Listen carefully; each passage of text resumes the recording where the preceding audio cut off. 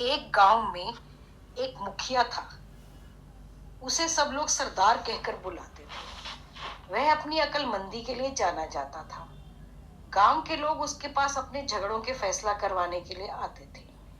मुखिया को इस बात की खुशी होती थी कि लोग उसकी अक्लमंदी को पहचानते थे और मानते भी थे। एक बार एक बूढ़ा मुखिया के पास आया और बोला, मेरी सहायता कीजिए सरदार, मेरे पड़ोसी ने मेरी बकरियां चुरा ली हैं। मैं बहुत गरीब हूं और मैं इसके बदले में और बकरियां नहीं खरीद सकता। सरदार ने पड़ोसी से पूछा, और तुमको इस बारे में क्या कहना है? पड़ोसी ने जवाब दिया, मुझे नहीं मालूम कि ये आदमी क्या कह रहा है। मेरे पास तो बहुत सारी बकरियां हैं, पर उनमें से कोई भी बकरी इसकी नहीं है। इस बात का फैसला करना आसान नहीं था। सरदार को अपनी अक्ल इस्तेमाल करनी थी। उसको ऐसे मामले सुलझाने में बहुत अच्छा लगता था। सरदार ने घोषणा की, मैं तुम लोगों को एक इम्तिहान दे रहा हूं। जो भी उसमें पास कर लेगा वही बकरियों का मालिक होगा। मेरा सवाल यह है कि तुम्हें यह बताना होगा कि इस दुनिया में सबसे तेज चीज क्या है। तुम दोनों अपने अपने घर जाओ और सोचकर मुझे बताना। मैं देखना चाहता हूं कि इस सवाल का जवाब कौन दे सकता है। दोनों लोग सर हिलाते हुए अपने अपने घर चल दिए। उस बूढ़े की एक बेटी थी, जिया। वह जितनी सुंदर थी उतनी ही अक्लमंद भी थी। बूढ़ा जब घर वापस आया तो सरदार का सवाल उसने अपनी बेटी से पूछा। तुरंत ही उसने अपने पिता के कान में कुछ फुसफुसाया और बोली, देखना, यह जवाब मुखिया को खुश कर देगा। अगली सुबह वह बूढ़ा सरदार के घर की तरफ चला गया। सरदार ने जब बूढ़े को देखा तो हैरान हो गया और बोला, अरे, क्या तुमको मेरे सवाल का जवाब मिल गया? जी सरदार, यह कोई ज्यादा मुश्किल सवाल तो था नहीं। तो बताओ कि फिर दुनिया में सबसे ज्यादा तेज चीज क्या है? बूढ़ा बोला, समय। वह हमारे पास कभी काफी नहीं होता। वह हमेशा ही बहुत जल्दी चला जाता है और हमारी पकड़ में ही नहीं आता। जो हम करना चाहते हैं उसके लिए हमारे पास कभी भी समय काफी नहीं होता।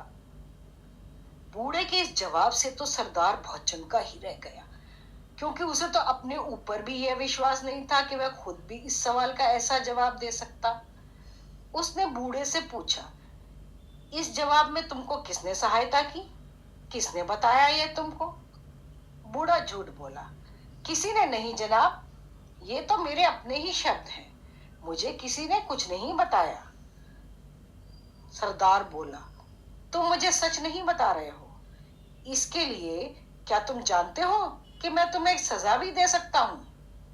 सुनकर बूढ़ा डर गया, आगे झूठ नहीं बोल सका। बोला, यह मेरी बेटी जिया ने ही मुझे बताया है। वह बहुत ही अक्लमंद लड़की है। सरदार बोला, लगता है वाकई बहुत समझदार है। मैं उससे मिलना चाहता हूं। सरदार फिर बूढ़े के घर पहुंच गया। उसकी अक्लमंदी का सिक्का तो वह पहले ही मान गया था। उसको देखकर तो वह सुंदरता पर भी उसकी मोहित हो गया। उसे देखकर बोला, तुम बहुत अक्लमंद हो और साथ में सुंदर भी हो। यह मेरे लिए बहुत इज्जत की बात होगी कि अगर तुम मेरे साथ शादी करोगी। क्या तुम मुझसे शादी करोगी? जिया ने जवाब दिया, सरदार, यह तो आप मेरी इज्जत बढ़ा रहे हैं। हालांकि सरदार इस बात से बहुत खुश था कि उसको इतनी सुंदर और अक्लमंद पत्नी मिल जाएगी, पर वह उसकी अक्लमंदी की वजह से डरा भी हुआ था। वह नहीं चाहता था कि वह आने वाले समय में उसके पास आने वाले मामलों में दखल दे।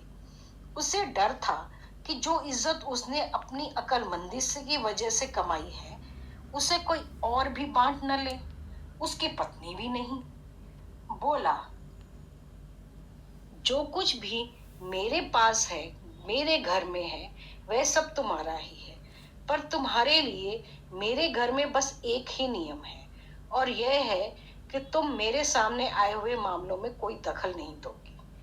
बस इसी नियम की गांठ मान लो। अगर तुमने ये नियम तोड़ा तो मैं तुम्हें तुम्हारे पिता के घर भेज दूंगा। जिया इस बात के जवाब में केवल मुस्कुरा दी। दोनों की शादी हो गई।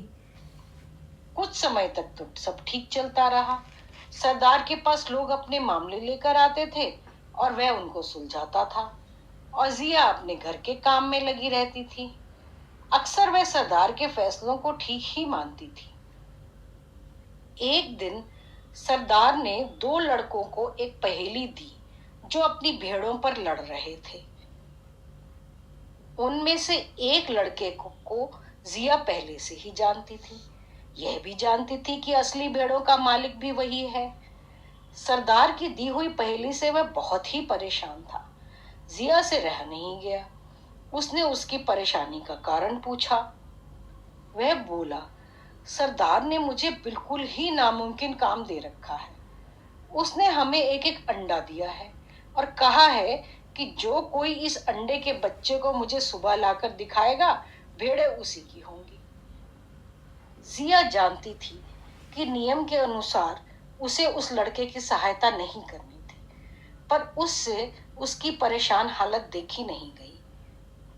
बोली, ये थोड़े से चावल हैं, सरदार के पास ले जाओ और उनसे कहो कि इस चावल को आज ही बो दे, ताकि तुम कल सुबह उस अंडे में से निकले बच्चे को वह मुलायम ताजा चावल खिला सको।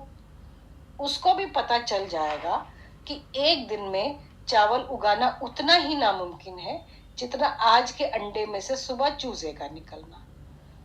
लड़का यह सुनकर बहुत खुश हुआ।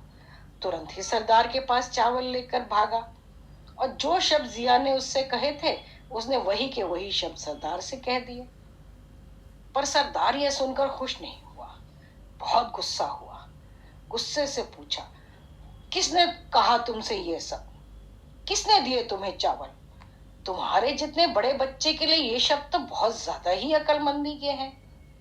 लड़का डर के मारे सच बोलने में घबरा रहा था, इसीलिए बोला, ये मेरे ही शब्द हैं, मेरे ही विचार हैं, किसी और ने इसमें मेरी कोई सहायता नहीं की है। सरदार ने डराया, देख लो, अगर तुम सच नहीं बोल रहे हो तो मैं तुमको सजा दूंगा। इस पर वह लड़का बोला, सरदार, वह जिया ही थी, उसने सोचा कि तुम अक्लमंदी की कदर करोगे। इस बात पर सरदार जिया पर बहुत गुस्सा हुआ, क्योंकि उसने एक ही तो नियम मानने को बताया था और वही उसने तोड़ दिया। उसने जिया को बुलाया और बहुत डांटा।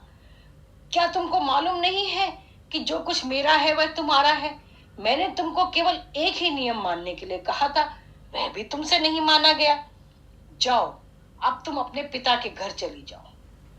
यह सुनकर भी जिया घबराई नहीं, शांति से बोली, ठीक है, पर जाने से पहले मैं आपके लिए एक आखिरी खाना बनाना चाहती हूँ। फिर जो कुछ मेरा है मैं उसको अपने साथ लेकर अपने घर चली जाऊंगी। सरदार ने गुस्से में कहा, ठीक है ठीक है, जो तुम्हें बनाना है बनाओ, जो तुम्हें करना है करो, पर देखना यहाँ आज रात को मत ठहरना। जिया ने उस शाम सरदार का प्रिय खाना बनाया और काफी सारी उसमें पाम की शराब मिला दी। खाना खत्म होने से पहले भी सरदार शराब में धुत हो चुका था और थोड़ी देर में सो गया। फिर जिया ने जैसे सोचा था वैसे ही किया। कुछ नौकरों की सहायता से वह सरदार को अपने पिता के घर ले आई और वहां जाकर सरदार को एक आरामदेह बिस्तर पर सुला दिया। वहां पे सरदार सारी रात आराम से सोता रहा, पर सुबह जैसे ही जागा तो कड़कती हुई आवाज में बोला, मैं कहाँ हूं और मैं यहाँ क्या कर रहा हूं? जिया तुरंत ही कमरे में आई और मुस्कुराते हुए बोली, आप मेरे पिता के घर में हैं। याद है आपने कहा था मुझे रात आपके घर में नहीं बितानी, सो मैं अपने पिता के घर में हूँ। दूसरे, आपने कहा था कि अपनी पसंद की जो भी कोई चीज चाहूं मैं अपने घर से ले जा सकती हूँ, तो मुझे आप चाहिए थे, सो मैं आपको ले आई। सरदार ये सुनकर ना चाहते हुए भी मुस्कुरा दिया और बोला, यकीनन तुम बहुत ही होशियार लड़की हो। चलो मेरे साथ घर वापस चलो। कोई बेवकूफ ही होगा जो ऐसी अक्लमंद लड़की को अपने घर से निकालेगा। अक्लमंद पत्नी ने सरदार के कान में फुसफुसाया, और तुम भी तो बहुत अक्लमंद हो।